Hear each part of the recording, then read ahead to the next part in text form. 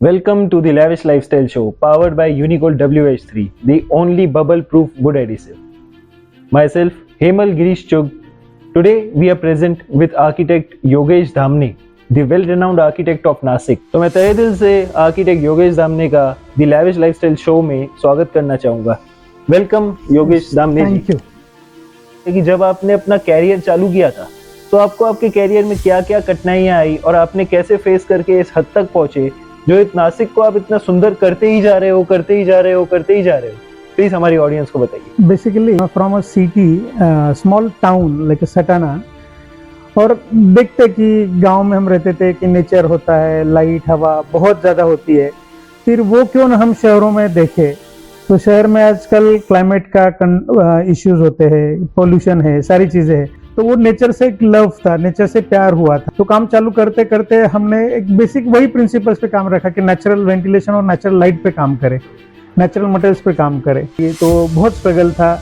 मुझे याद है मेरा पहला प्रोजेक्ट 2001 या 2002 में किया था। एक जूते का रैक बनाया था हमने तब। तो एब्सोल्युटली देखे तो 2500 रुपये उसका बजट था।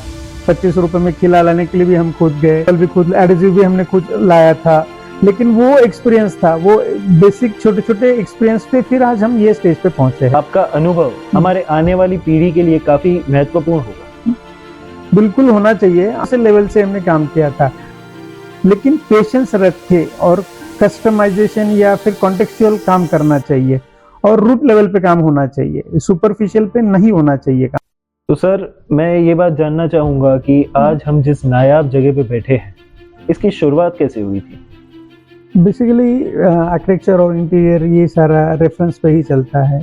मैंने कुछ मेरे अच्छे क्लाइंट्स थे पहले, वो अभी मेरे दोस्त बन चुके, तो उनका मैंने काम किया। तो उनके ये दोस्त है श्री सोमनाथ नागरे, उन्होंने मेरा एक प्रोजेक्ट देखा तो उनको बहुत ही अच्छा लगा।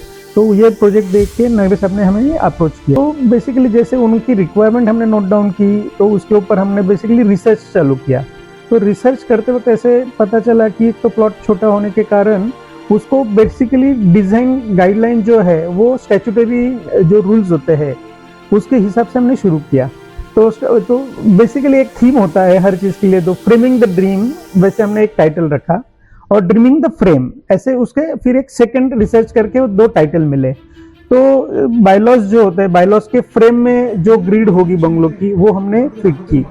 फिर उनकी भी एक सोच थी, उनका भी एक सपना था, वो सपना भी हमने एक फ्रेम किया। वही एक वर्ड पे हमने काम करके अल्टीमेटली ये रिजल्ट पे पहुंचे हैं। सिंगल लाइन में बोले जाए तो dreaming the frame and framing the dream. Dreaming the frame and framing the dream, ये आपके सिर्फ आर्किटेक्चर के लिए नहीं, एक आदमी के लिए, लाइफ के लिए भी इंस्पिरेशन बन सकता है। तो दोस्तों, लेस इज मोर। जैसे ये प्लॉट काफी छोटा था और यहाँ पे इतना नायाब घर बनाया गया, ये काम ही अपना महत्व दिखा रहा है और सर के शब्द ही उन्हें प्रूव कर रहे हैं। तो आइए सर से आगे की बात जानते हैं कि इंटीरियर में सर का क्या थीम था।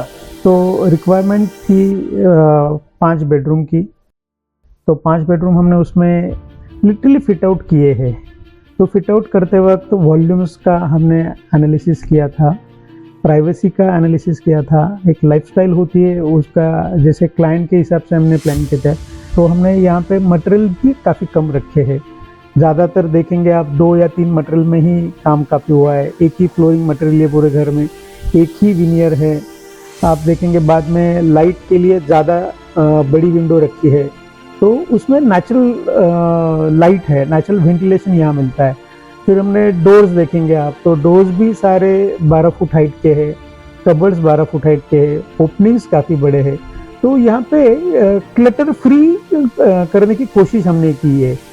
प्लॉट छोटा होने के कारण वेंटिलेशन है, अर्बन एरिया है, आजकल आसपास में काफ़ी सारे बड़े हाई राइज बिल्डिंग्स बन चुके हैं और बन रहे हैं।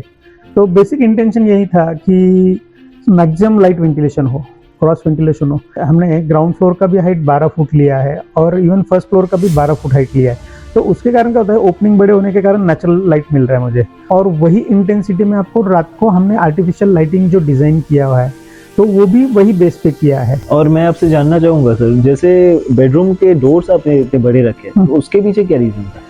वही होता है नॉर्मली, एक कन्वेंशन होता है कि स्कूल में कॉलेज में भी हम पढ़ते हैं कि लिंटल 7 फुट पे होना चाहिए, 8 फुट पे जाना चाहिए। आर्किटेक्चर ऐसा फील्ड है कि यहाँ पे क्रिएटिविटी होती है कि रिक्वायरमेंट क्या है उसके हिसाब से सोचना चाहिए। सही बात। यहाँ पे मेरी रिक्वायरमेंट ऐसे है कि घर मुझे बड़ा दिखना चाहिए, बराबर। तो बड़े दिखने के लिए मैं क्या क्या कर सकता हूँ, ये हमारे रिसर्च पॉइंट्स थे। सही बात। रिसर्च पॉइंट से फिर हमने पूरे घर को वर्टिकल कैरेक्टर देने की कोशिश की है। तो वर्टिकल कैरेक्टर्स में भी ग्रोथ दिखती है, कहीं पे भी हॉरिजॉन्टल कैरेक्टर नहीं है। सही बात। आप कर्टन देखेंगे वर्टिकल है, लाइट्स देखेंगे वर्टिकल है, विनियर की फिगर्स देखेंगे वो भी वर्टिकल है जी। इवन डोर्स आप देखो 12 फुट है, टाइल्स के जॉइंट्स आप देखेंगे वो भी 12 फुट के है। जो लाइट्स का प्ले किया गया है, ये चीज आपने जो की है क्या ध्यान में रख के की गई है? ये नॉर्मली जैसे भी भारत में, जैसे आप इंडिया देखेंगे तो सीजन चेंज होते रहते हैं। सीजन में लाइटिंग क्वालिटी भी, एक्सटीरियर लाइटिंग जो है वो भी चेंज होती रहती है। वो वही मूड जो है एक्सटीरियर का क्यों ना हम इंटीरियर में हम अचीव कर पाए। जैसे आपने लैमिनेट, वीनियर्स एंड चीजें यूज की, तो क्या ये वीनियर्स जो नायशा के हैं वो भी उसके साथ जाते हैं? हमने नायशा के वीनियर्स लिए, वो नेचुरल है, कहीं फैक्ट्री मेड नहीं है। Factory made in the sense वो प्रोसेस्ड किए हुए हैं, बट नेचुरल वुड के ही बने हुए हैं। तो जितनी कोशिश हमने की है कि नेचुरल ही मटेरियल करे। आपने कौन से प्रोडक्ट्स यूज किए? ये घर में तो कंस्ट्रक्शन टेक्नोलॉजी तो रेगुलर जो है कन्वेंशनल टेक्नोलॉजी है, आरसीसी, ब्रिक वर्क और प्लास्टर वगैरह है। एक्सटीरियर में डबल कोट प्लास्टर है, उसमें सिर्फ हमने कुछ एडिटिव्स ऐसे डाले हैं कि वो क्लाइमेट कंट्रोल कर सके, तो वो है। फिर बाद में इंटीरियर में भी लोकली सोर्स इटालियन मार्बल है। हाँ, फर्नीचर में आप देखेंगे तो नायशा इटालियन विनियर्स हमने यूज़ किया हुआ है, वो चिपकाने के लिए यूनिकॉल वुड मैग्नेट यूज़ किया है। और इंटरनल मैचिंग जो लैमिनेट है विनियर जैसा ही मैचिंग, उसके लिए हमने यूनिकॉल WH3 यूज़ किया हुआ है। सर से मिलके तो काफी हमें सीखने को मिला।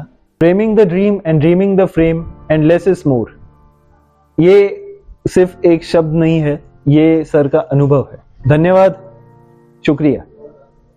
घर म्हणजे आपल्याला सफिशियंट असेल असं, म्हणजे मुलं कसे, आपण इतक्या दिवसात छोट्याशा घरामध्ये राहत होतो, मुलांना स्वतःची स्पेस नव्हती, त्या स्पेसनुसार त्यांच्यासाठी प्रत्येकासाठी सेपरेट रूम हवी, आजी आहे आजीसाठी सेपरेट हवंय असं, त्या हिशोबाने मग तसं सांगितल्यानंतर सरांनी खूप छान प्रकारे ते करून दिलं आम्हाला।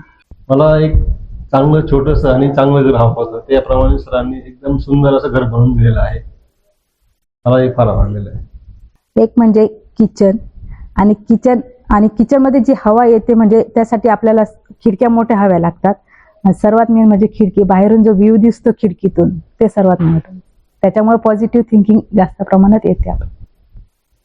मेन म्हणजे आपली जी स्वप्न असतात ती, जसं बंगल्याला नाव दिले आकांक्षा, आकांक्षा म्हणजे आपली इच्छा जी पूर्ण झाली त्या हिशोबाने त्या बंगल्याला नाव पण त्या हिशोबाने दिलंय का आकांक्षा।